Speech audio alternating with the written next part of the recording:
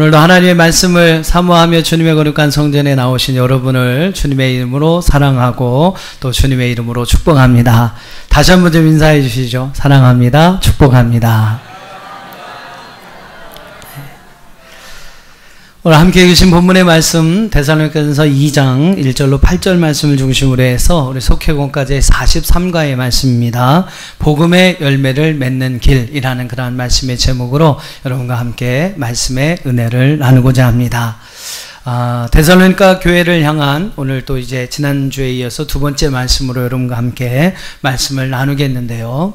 오늘 본문의 말씀 2장 1절과 2절의 말씀을 여러분 보시면 사도 바울이 데살로니가 교회에 복음을 전한 그 모든 것이 그는 헛되지 아니한 것을 알았습니다. 그가 복음을 전하는데 많은 어려움이 있었죠. 얼마나 많은 어려움이 있었으면 2절 하반절에 보면 많은 싸움 중에 하나님의 복음을 너에게 전했다라는 그러한 이야기를 여러분 했겠습니까? 많은 어려움이 있었어요. 그럼에도 불구하고 그가 그 어려움 가운데서 복음을 전한 그 모든 일이 헛되지 않았습니다. 헛되지 않은 이유가 여러분 무엇이었을까요? 복음의 열매들이 있었다라는 겁니다. 그것이 어떤 열매인지 구체적으로 여러분 성경이 드러나고 있지 않습니다만 오늘 바울이 전한 복음은 결코 헛됨이 없었습니다. 왜냐하면 그 열매를 통해서 하나님은 데살로니가 교회에 많은 열매를 주셨다는 것이죠. 여러분, 우리가 하나님의 복음의 말씀을 전할 때 거기에서는 반드시 복음에 합당한 아름다운 열매가 있음을 믿으시기를 바랍니다. 지금 저희가 우리 새생명 전도축제를 통해서 여러분 열심히 복음을 전하고 계시는데 복음을 전하고 계시죠? 열심히 전하고 계시죠? 예, 그런 줄 다 믿습니다. 저는 여러분 아멘 하시면 제가 얼마나 순진한지 그대로 다 믿어요. 예, 열심히 하고 계신 저는 믿습니다. 아무튼 여러분 그렇게 우리 새 생명을 구원하기 위해서 열심히 전도하고 계시는 줄 아는데 여러분 그 전도를 하면서 많은 어려움들이 있으실 거예요. 그러나 그 어려움을 극복하면서 어려움을 이겨내면서 우리가 복음을 전해야 하는 분명한 이유는요. 우리가 복음을 전하는 곳에 복음을 심는 곳에 반드시 하나님은 좋은 열매를 주신다. 할렐루야. 복음에는 아름다운 열매가 반드시 있기 때문이다 라는 겁니다. 여러분 이러한 믿음을 가지시고 한번 열심히 우리 새생명 전도 축제 기간에 한번 열심히 한번 심어보세요. 열심히 한번 복음을 여러분 전해보십시오. 여러분의 복음이 증거되는 곳마다 놀라운 복음의 아름다운 열매들이 맺혀지게 될 줄로 믿습니다. 자, 특별히 오늘 저는 오늘 이 데살로니가 전서 2장 1절로 8절 말씀에서 바울의 이야기를 여러분에게 말씀을 드리면서 과연 이 복음의 좋은 열매들이 어떻게 하면 우리 삶 속에 더 많이 일어날 수 있을까? 복음의 열매들을 어떻게 보면 어떻게 하면 더 많이 우리가 열매를 거둘 수 있을까?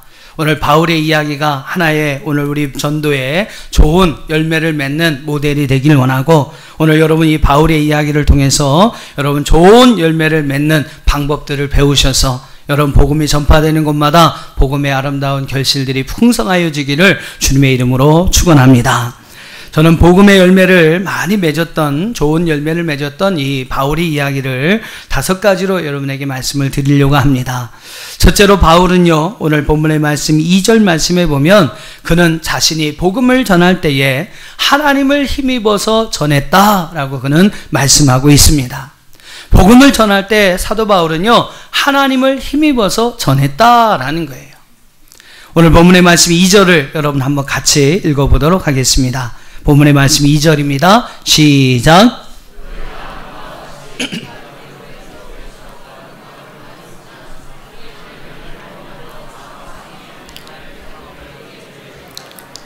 예, 바울은 복음을 전할 때 많은 고난과 능욕을 당했다라고 했습니다.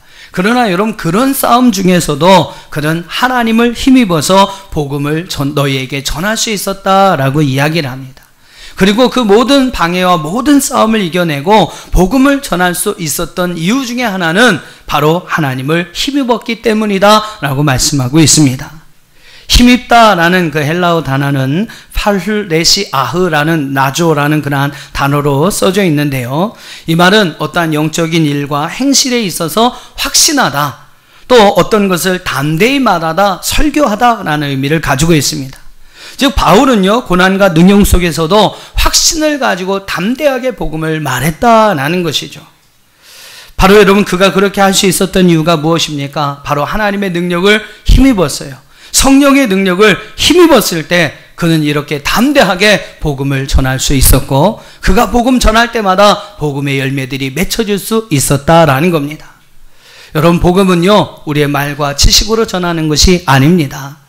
복음을 전하는 것은, 즉 전도하는 것은 하나님의 능력을 힘입어서, 성령의 능력을 힘입어서 확신 있게 전하고 담대하게 말하는 것임을 믿으시기를 바랍니다.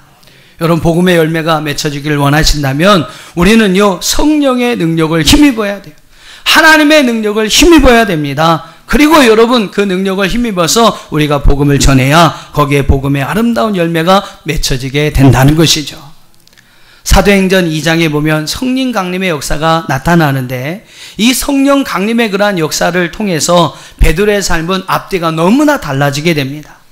여러분이 아시는 것처럼 그 사도행전 2장 성령 강림의 사건 이전에 베드로는 어떤 사람이었습니까? 예수님께서 십자가로 잡혀서 끌려가고 죽음을 당할 때에 3번이나 예수님을 모른다고 부인했던 나약한 믿음의 소유자가 바로 베드로였어요. 자기의 생명을 영명하기 위해서 어떻게 해서라도 여러분 살고자 거짓말까지 하면서 하나님을 부정했던 사람, 예수님을 부인했던 사람이 바로 여러분 사도 베드로라고 하는 사람, 예수님의 수제자라고 하는 베드로였습니다. 그런데 여러분, 그가 사도행전 2장에서 성령의 충만함을 받게 돼요. 성령 강림의 놀라운 역사들을 그가 경험하게 됩니다. 그런 다음부터 여러분 놀라운 역사가 일어나기 시작돼요. 사도행전 2장 여러분 후반절에 보면요, 이 베드로가 이스라엘 백성을 향해 담대하게 복음을 전합니다. 예수의 복음을 전할 때 여러분 3,000명이 회개하고 하나님 앞에 돌아오는 역사가 일어납니다. 또 한 장을 넘겨보면요, 사도행전 3장에는 어떤 역사가 나오냐면 제9시 기도 시간에 베드로와 요한이 성전에 올라갑니다. 왜 올라갔느냐? 뭐 어떤 사람은 기도하러 갔다, 또 어떤 사람은 그 시간에 많은 유대인들이 모이니까 그 유대인들이 많이 모이는 시간에 예수의 복음을 전하기 위해서 갔다, 여러 가지 의견이 있습니다만 저는 후자를 따릅니다. 많은 기도하러 오는 그러한 시간들이 많은 그러한 사람들 가운데서 예수의 복음을 전하기 위해서 베드로와 요한이 그 제9시의 기도 시간에 성전에 올라갑니다. 그 성전에 올라갈 때 여러분 성전 미문에 안전뱅이가 있었잖아요. 그 안전뱅이에 명합니다. 은과 금은 내게 없다. 하지만 내게 있는 예수의 이름으로 명하노니 일어나 걸어라. 그럴 때 여러분 이 안전뱅이가 일어나서 걷고 뛰며 하나님을 찬미하는 놀라운 역사가 일어납니다. 그 사건을 여러분 힘입어서요, 베드로는 유대 백성들을 향해서, 이스라엘 백성들을 향해서, 그 성전에 기도하러 온 전통 그 유대인들을 향해서 예수의 복음을 증거합니다. 그 유대인들을 향해서 예수님만이 우리의 구원이시라고 그 예수님의 죽음과 예수님의 부활에 대해서 담대하게 증거하게 돼요. 또 그것뿐만이 아니에요. 한 장 더 넘기시면 사도행전 4장에 보면 예루살렘 공회에 가서 예수의 죽음과 부활을 이 베드로가 증거하게 됩니다. 예수님을 잡아 죽였던 장로들과 서기관들 앞에서 이 베드로는요 담대하게 예수님의 죽음과 예수님의 부활에 대해서 증거하는 그러한 모습을 봅니다. 여러분, 베드로가 이렇게 변화된 이유가 무엇입니까? 이렇게 여러분 담대하게 복음을 말할 수 있었던 이유가 무엇입니까? 그것은요 성령의 충만한 은혜를 받았기 때문인 줄로 믿습니다.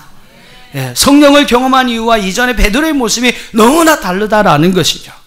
여러분, 이것이 우리에게 무엇을 말씀하고 있습니까?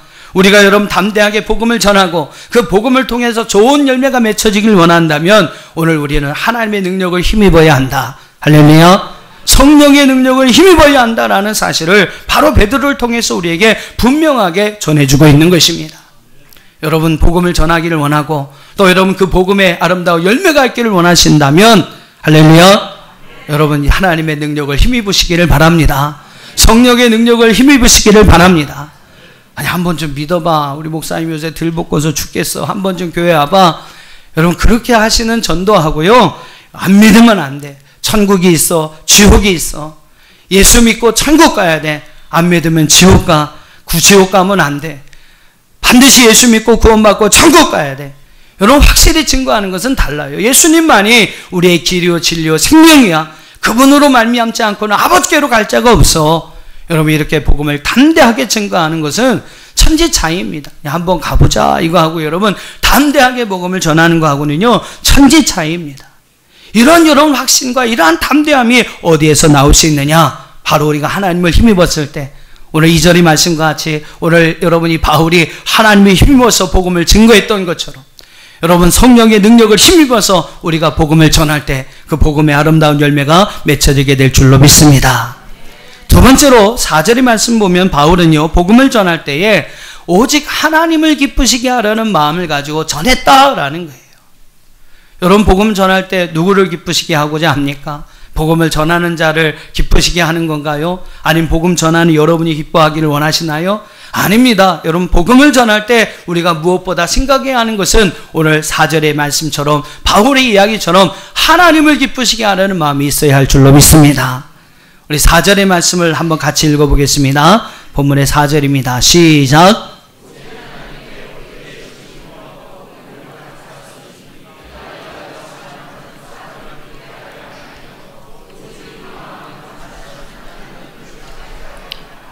사도 바울이 담대하게 하나님의 복음의 말씀을 말한 이유는 사람을 기쁘게 하려 함이요, 사람을 기쁘게 하려 함이 아니요 오직 우리 마음을 감찰하시는 하나님을 기쁘시게 하려 함이라. 할렐루야.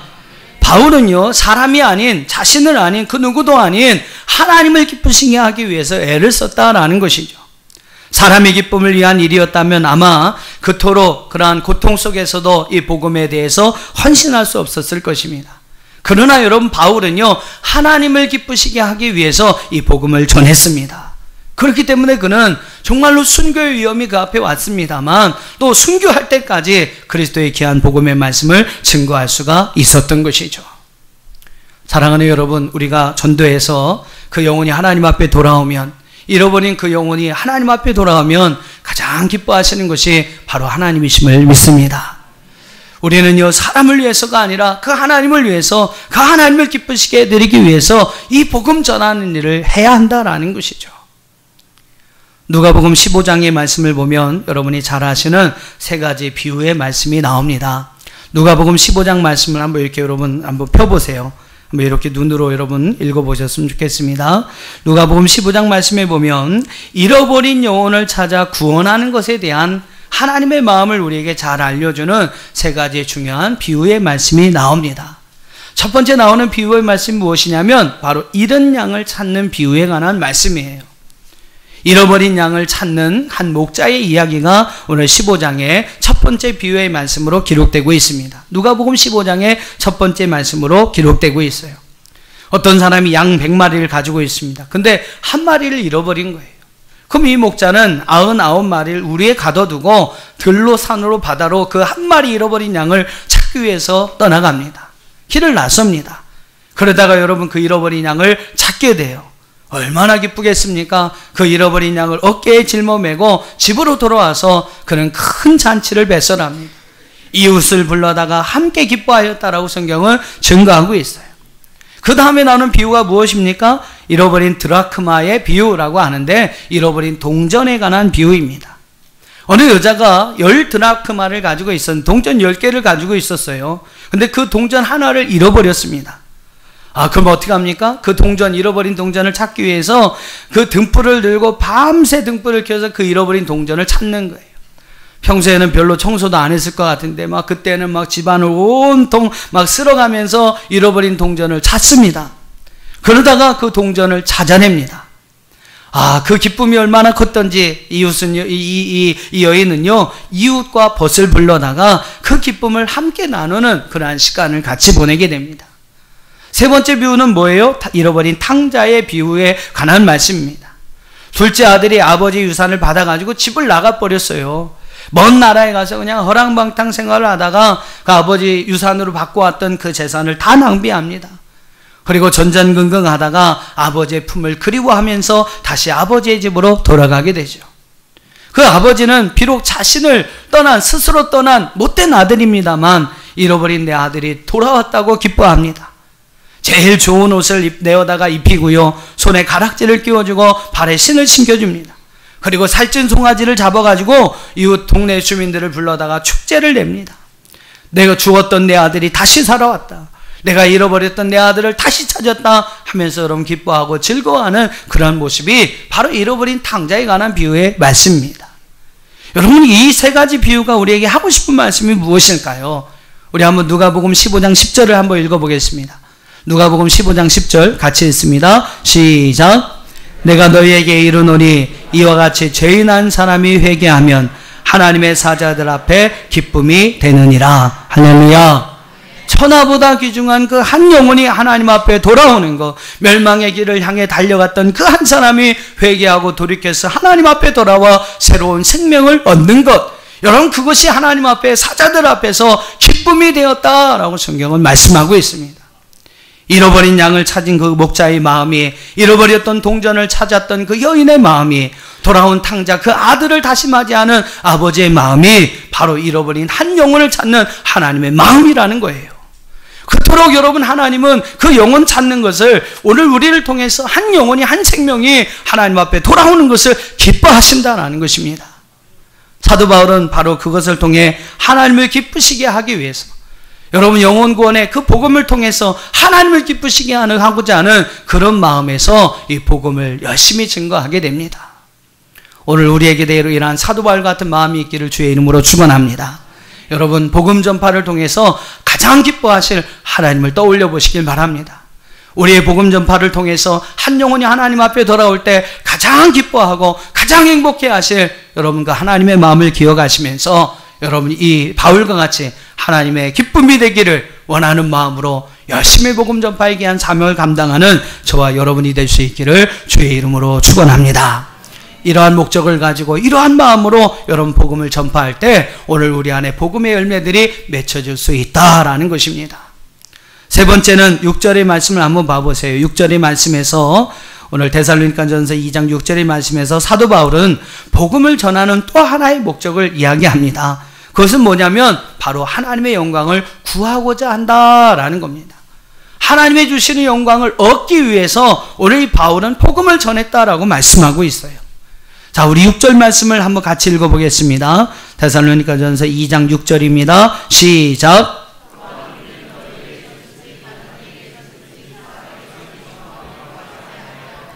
자, 6절의 말씀 보면 바울은요, 사람에게서는 영광을 구하지 아니하겠다라고 이야기를 합니다. 이걸 여러분 뒤집어서 말씀을 드리면 바울은 오직 하나님의 영광만을 구했다라고 말할 수 있어요.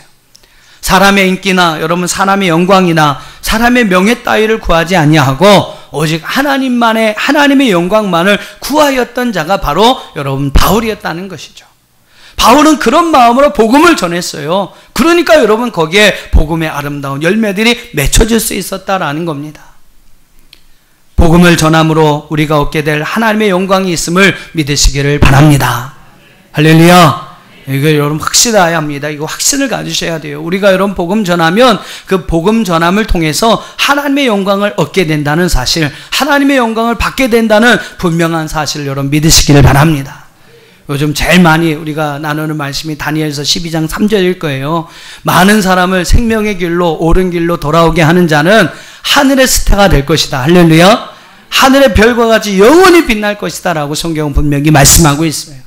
우리가 여러분 복음을 전함으로 우리는 하나님의 영광을 얻게 될 줄로 믿습니다.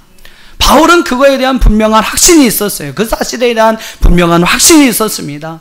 그래서 그 영광을 바라보면서 마지막까지 그의 생명, 그의 목숨 다하는 그날까지 여러분 그 목표를 바라보며 열심히 복음 전파의 사명을 감당했다라는 겁니다. 바울의 마지막 서신으로 알려진 디모데후서의 말씀을 보면 우리 한번 디모데후서 4장 5절로 8절 말씀을 한번 같이 보겠습니다. 디모데후서 4장 5절로 8절 같이 읽어보시죠. 먼저 5절입니다. 시작.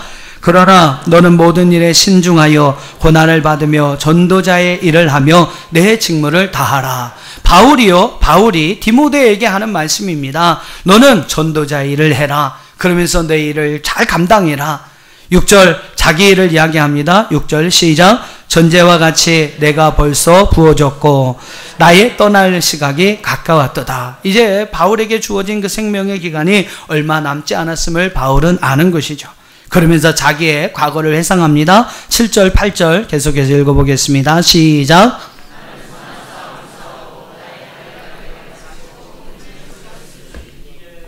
이제후로는 나를 위하여 의의 면류관이 예비되었으므로 주 곧 의로운 재판장인 그날에 내게 주실 것이요 내게만 아니라 주의 나타나심을 사모하는 모든 자에게니라. 할렐루야.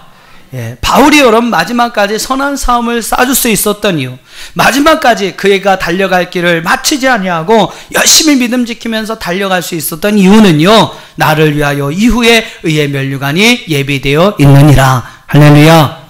바울에게 있는 여러분 마지막 그 인생의 목표 가운데 있는, 목적 가운데 있을 하나님의 영광, 하나님의 의, 하나님의 면류관이 그를 위하여 예비되어 있기 때문에 그 사실을 믿었던 여러분 이 바울은요, 마지막까지 선한 싸움을 잘 싸울 수 있었고 마지막 그의 달려갈 길을 믿음 지키며 잘 달려갈 수 있었다라고 우리에게 말씀하고 있습니다. 그러면서 하는 얘기가 무엇입니까? 내게만 아니라 주의 나타나심을 사모하는 모든 자에게 이와 같은 일들이 일어나느니라. 할렐루야. 여러분, 오늘 우리에게도 하나님의 영광을 구하는 믿음이 있기를 주의 이름으로 축원합니다. 하나님의 영광을 위해서 여러분이 바울처럼 열심히 복음을 전하는 저와 여러분 되기를 주의 이름으로 축원합니다. 그럴 때 여러분, 바울에게 그러한 하나님의 은혜와 상급이 주어졌던 것처럼 우리의 최후의 의의 면류관이 정말로 하나님 나라에서 하늘의 별과 같이 빛나게 되는 놀라운 은혜와 영광이 우리 가운데 주어지게 될 줄로 믿습니다. 복음 전도가 열매 맺는 거 별게 아니라는 거예요. 그 영광을 바라보며, 그 영광만을 바라보며, 그 영광만을 사모하며 여러분 믿음으로 달려가며 열심히 복음 전하니까 여러분 복음의 아름다운 열매가 맺혀지게 되더라라는 겁니다. 여러분 복음을 전함으로 이후에 하나님 앞에 가서 얻게 될 그러한 영광과 상급을 기억하시기를 바랍니다. 나중에 여러분 우리가 분명히 하나님의 심판 앞에 서게 될 거예요. 히브리서 9장 27절에 한 번 죽는 것은 사람에게 정한 것이요 이후에는 심판이 있다 그랬습니다. 여러분 누구나 이 하나님의 심판 앞에서 한 사람도 예외됨이 없을 거예요. 우리가 여러분 다 하나님의 심판 앞에 설 것입니다. 여러분 그 하나님 앞에 심판 앞에 섰을 때 내가 내 천국으로 너를 들어가게 할 이유가 무엇이냐라고 묻는다면 천사가 아니면 하나님이 야, 이 천국으로 내가 너를 들어가게 할 이유가 무엇이냐라고 묻는다면 여러분 무엇이라고 대답하시겠습니까? 그때 여러분 우리가 하나님 앞에 내놓을 수 있는 가장 좋은 열매는요 바로 전도의 열매, 영혼 구원의 열매인 줄로 믿습니다. 하나님, 제가 이래도 복음 전도를 위해 이렇게 힘썼습니다. 복음 전파에서 그래도 이렇게 힘썼어요. 그래서 하나님, 이 사람 나의 믿음의 열매입니다. 나의 복음, 내가 전한 그 복음의 귀한 열매가 바로 이 사람입니다. 여러분 그 하나님의 심판 앞에 섰을 때 하나님 앞에 내놓을 수 있는 최고의 영광스러운 일은 바로 복음을 전하여 그 영혼 구원받게 하는 것임을 믿습니다. 그때 여러분 정말로 그러한 열매를 하나님 앞에 많이 내어놓으셔서 썩지 아니할 하늘의 영광을 얻고 살아갈 수 있는 저와 여러분들이 될 수 있기를 주님의 이름으로 축원합니다. 마지막 네 번째로 바울은요 자신이 복음을 전할 때에 오늘 7절 말씀을 보면요 유모가 자기 자녀를 기름과 같이 하였다라고 이야기를 합니다. 바울의 전도에 여러분 그 전도의 열매가 많이 맺혀질 수 있었던 이유가 무엇일까요? 저는 이 7절이 참 중요하다고 생각합니다. 바울은 어떻게 여러분 복음을 전했냐면요 자기의 자녀를 유모가 어머니가 자기의 자녀를 기름과 같이 하였다라고 이야기를 해요. 자, 7절 말씀을 우리 한번 읽어보겠습니다. 7절의 말씀 같이 한번 읽어보시죠. 시작.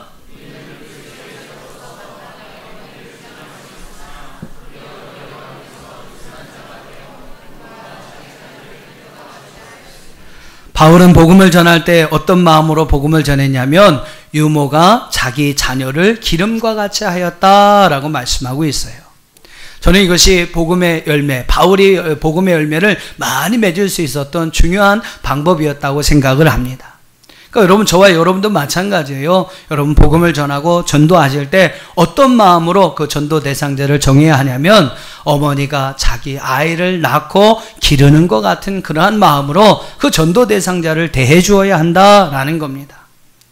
자, 여러분 어떻습니까? 우리 어머님들은 다 아시잖아요. 아이를 이렇게 잉태하며 10달 동안 그 뱃속에 그 아이를 갖고 있는 거 얼마나 여러분 힘든 일입니까?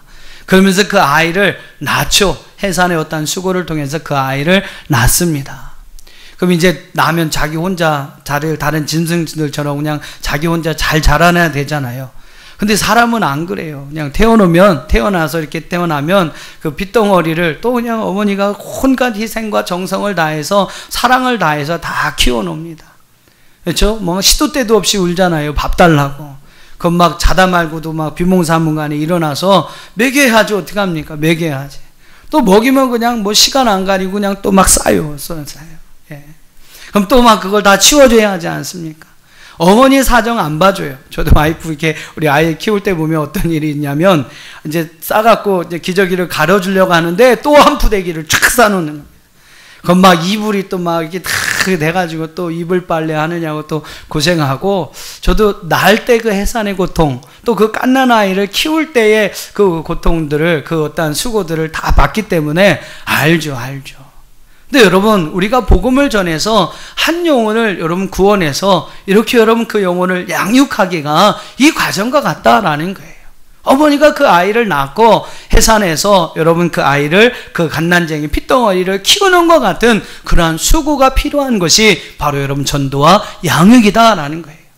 그러니까 우리가 전도의 열매가 많이 있기를 원한다면, 또 우리가 양육을 통해서 좋은 믿음의 사람으로 여러분 전도한 사람들을 키우기 위해서는 이 어머니가 자기 자녀를 돌봄과 같이, 낳고 기름과 같이 그런 마음으로 그 전도 대상자를 대하고 또 그렇게 사랑으로 행해야 한다라는 겁니다.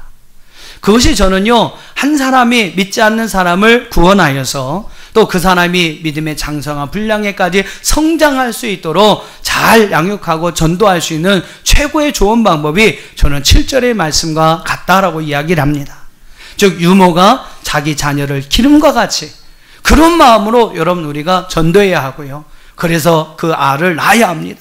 그 전도 대상자를 거듭나게 해야 합니다. 또 그 태어난 아이를 어머니가 잘 돌봐서 장성한 아이가 될 때까지 여러분 키우는 것처럼 그런 마음을 가지고 여러분 우리가 양육을 시켜야 한다라는 거예요. 여러분 이런 마음으로 우리가 전도하고 양육할 수 있다면 정말로 우리에게 복음의 아름다운 열매들이 맺혀지게 될 줄로 믿습니다. 아이를 낳으려면 해산의 고통이 있죠. 또 그 핏덩이가 어느 정도 클 때까지 키우려면 정말로 아주 무수한 고통과 수고와 희생이 필요합니다. 그러나 여러분 그렇다고 아이를 안 낳으셨어요? 예, 처음에 첫 아이 낳을 때는 내가 이제 봐라, 또 낳나 봐라, 내가 왜 이런 수고 이런 고통을 내가 왜 또 해야 하나, 절대 안 난다고 그러시고서 또 어떻습니까? 그 아이가 막 자라면서 엄마 아빠하고 막 이렇게 한번 웃어서 보세요. 막 세상을 다 가진 것 같은 얼굴을 가지고 막 너 행복해 하시면서 막 웃잖아요. 예? 그 아이가 자라나서 하다못해 이제 청년이 돼서 아르바이트를 했어요. 어디 가서 아르바이트를 해서 첫 월급을 가져와서 엄마 아빠 저 이렇게 잘 키워주셔서 고맙습니다. 그러면서 빨간 내복을 하나 촥 내미는 거예요. 그 한번 상상을 해보세요. 그때 여러분 얼마나 행복하고 얼마나 기쁩니까? 해산의 수고, 해산의 고통, 그 키우는 그러한 수고보다도 훨씬 더 그 모든 것을 잃어버리게 할 수 있는 그러한 큰 기쁨이 바로 여러분 거기에 있는 거죠. 자녀를 키우면서 얻는 그러한 기쁨이 반드시 있습니다. 그러니까 그 고통을 또 잊어버리고 또 둘째 낳고 셋째 낳고 넷째 낳고 막 그러시는 거잖아요. 그러지 않습니까?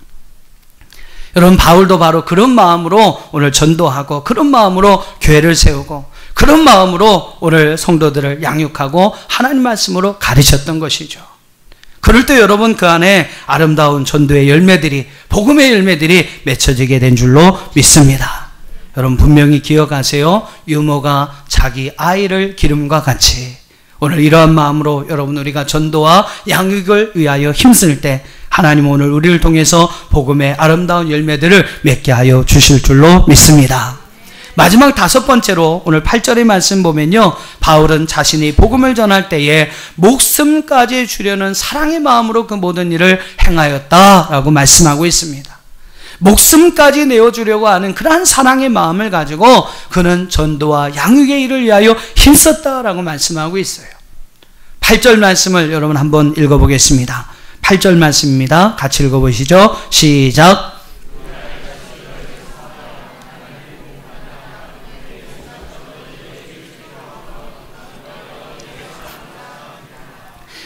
사도 바울은요, 복음뿐만 아니라 우리의 목숨까지도 너에게 주기를 기뻐하였다라고 이야기를 합니다. 그만큼 사랑하는 자들이었다라고 이야기를 하죠. 여기에서 여러분 목숨이라고 하는 헬라어는 푸스카스라는 단어로 쓰여집니다. 이것은 뭐 한 생명, 한 영혼을 의미하는 말인데 한 어떠한 인간의 전체, 이 전인격을 함축하여 쓰는 그러한 개념의 말이 바로 이 푸스카스라는 말이에요. 그러니까 어떤 한 사람을 이제 복음을 전하고 한 사람을 전도하고 양육할 때에 이 바울은 어떤 마음으로 했냐면 자기의 온 몸을 다해 자기가 할 수 있는 모든 것을 다해 자기의 영혼과 자기의 생명을 다해 그 사람을 사랑했다라고 하는 그러한 말씀입니다. 바울은 목숨까지 자기의 모든 것을 다 내어줄 수 있는 그러한 마음으로 그 전도 대상자들을 사랑했다라는 거예요. 여러분, 그런 사랑이 있었으니까 이 바울이 전한 복음에 전도의 아름다운 열매가 맺혀질 수밖에 없었던 것입니다. 여러분, 그런 사랑의 마음, 목숨까지 자기의 모든 것을 다 내어줄 정도의 그런 마음을 가지고 여러분 복음을 한번 전해보세요. 그럼 여러분 복음의 열매가 안 생길 수 없는 것입니다. 우리가 진정으로 이웃을 구원하길 원한다면 또 우리 사랑하는 이들을 믿음으로 신앙으로 잘 이끌어서 그들에게 도움을 주기를 간절히 원하는 마음이 있다면 우리에게 이런 바울과 같은 진정성이 있어야 합니다. 우리의 목숨까지 내어줄 수 있는 그러한 마음, 나의 모든 것을 다하여 내어줄 수 있는 그런 사랑의 마음이 우리 가운데 있어야 해요. 이런 마음으로 우리가 전도하고 이런 마음으로 우리가 양육한다면 반드시 복음의 좋은 열매들이 우리 가운데 맺혀지게 될 줄로 믿습니다. 바울에게는 분명한 확신이 있었습니다. 전도에서 한 영혼을 구원하는 것, 그 영혼을 하나님 앞에 인도하는 것, 이보다도 가치 있고 귀한 일은 없다. 바울에게는요, 이러한 분명한 믿음의 확신이 있었어요.